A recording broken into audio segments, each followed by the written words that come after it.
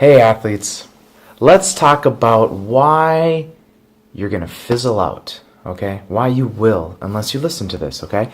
So, you're trying just way too hard, you're so enthusiastic, and now you're hitting a plateau. Well, Josh, does that mean I need to do more or eat less, or what's happening to my body? So, let's talk about first what causes you to lose weight. All right. First thing, how many calories are you taking in? Okay, so if we manipulate the amount of calories in, calories out, that's one way we can gain or lose weight. Okay, but if we're talking losing weight, lowering your calories can do that. The second thing, along with food, is how many carbohydrates are you taking in? So, carbohydrates have been seen to be your fuel, right? We talk about it here as fuel. Okay, how many carbohydrates are you taking? If you eliminate some carbohydrates, you can lose body fat. Okay, if you add them, you can gain some weight, sometimes body fat, but sometimes muscle too. What else? Activity level. Okay, so if you do more cardio, you can burn more calories. Okay, if you do more resistance training, you can burn more calories, affect more muscle. Okay, and then just our regular metabolic rate. So the more muscle you have, the more activities you can do, the more energy you can expend, okay? Now, you've probably heard this a million times. The more muscle you have, the more calories that muscle burns just to be there. And that's true, okay? But it's not that significant, okay? It's not, wow, if I put on 1 more pound of muscle, I can eat 1,000 more calories a day. No, that's not the case. But your metabolism can slow down if you lose muscle. So, how many calories you're eating, how many carbs, your activity level, and how much muscle you have. Simple, right? So Josh, you're telling me if I just don't eat anymore, especially no more carbs, if I do 20 hours of cardio a week and just train and lift stuff as much as I possibly can, as heavy as I can, that's the way to lose all the weight? No.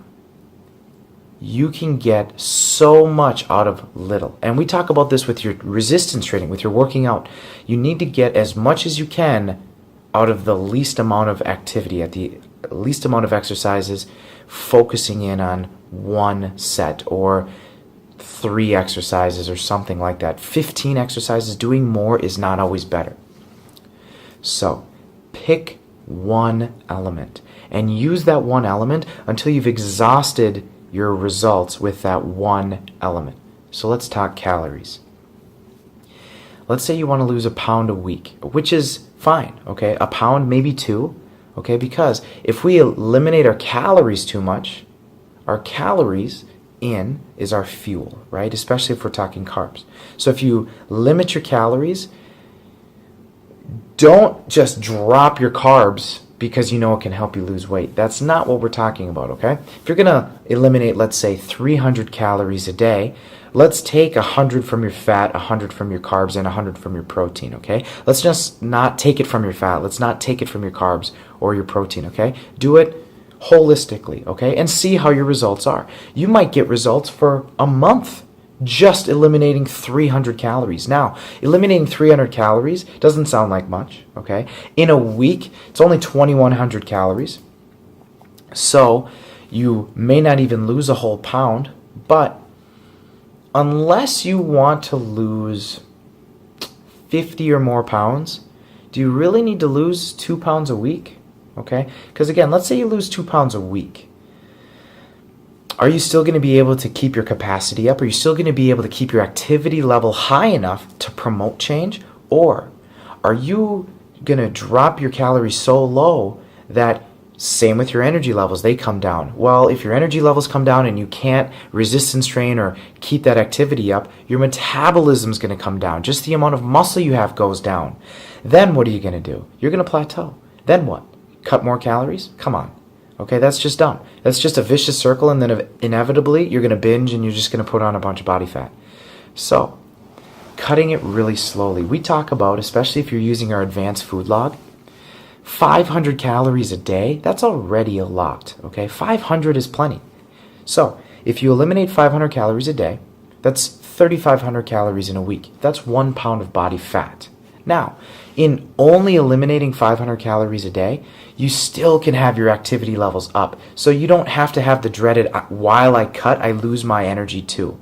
Now, if we're talking your 1 rep max, maybe, okay? But if you're the type of athlete that's concerned with your 1 rep max, you're not going to cut all your weight in a 4-week period or a 6-week period. You might take a whole training year to lose the 5 pounds or whatever. That way it doesn't have a detrimental effect on your capacity or your workouts, okay? Same goes for the average athlete. If you eliminate more than 500 calories, especially if it's just from one food group, carbs, fats, or protein, you're in trouble, okay? You're going to hit a wall and you're not going to know how to get yourself out of it. So pick one element, okay? Now, maybe you don't want to affect your food, okay? So let's establish what you're eating. Let's stay there. So we're maintaining calories in. All right, we know how many calories in we're taking. Maybe we add a 10-minute cardio session 2-3 times a week, just a little bit more activity. I'm not saying a whole workout. You don't need to add a whole day to your week. No, 10 minutes 3 times a week, that's 30 extra minutes. Again, that could last you for 4 weeks. That could be just enough for you to lose a pound a week, okay? Then, let's say if 10 days goes by, maybe even a whole 2 weeks, and you still haven't lost a pound, fine. What do we need to do to make a change? Now, we don't want to just keep dropping calories, okay? We want to play with it. Maybe for 3 months it works for you to drop your calories 500, but then all of a sudden it's like, well, you know what, your body's starting to shut down, you're starting to maintain and maybe even gain weight again. Okay, so rather than dropping your calories, it might be time to add in your calories up. Maybe instead of adding the full 500 in, maybe you only add 300 or whatever. And from there, maybe that's when you play with, okay, so I know my metabolism needs to rev up. Maybe it's time to put some more muscle on, and I'll worry about losing the other 5 pounds of body fat later after I've gained a pound or 2 of muscle to help me lose that other 5 pounds. Or again, we talk that extra 10 minutes of activity. Or maybe you bring your calories up 300, but you only bring up your protein and your fats. You leave the carbs a little bit lower.